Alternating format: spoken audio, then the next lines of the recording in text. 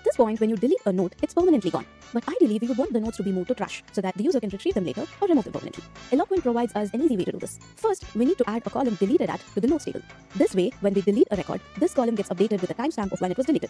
If the column is blank, that means it's not deleted. So close this, open the terminal and create a new migration, PHP artisan make migration, add soft deletes to notes.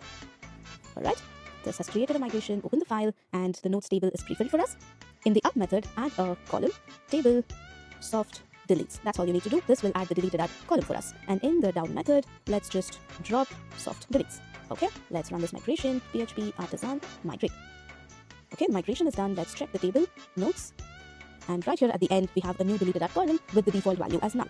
Now at the same time, in the note model, we need to specify that the note can be soft deleted. So open note model. And very similar to use has factory, this is a trait. We also have a soft deletes trait. So add this right here. So this note model uses the soft deletes trait. Now we are set. Let's try and delete this note.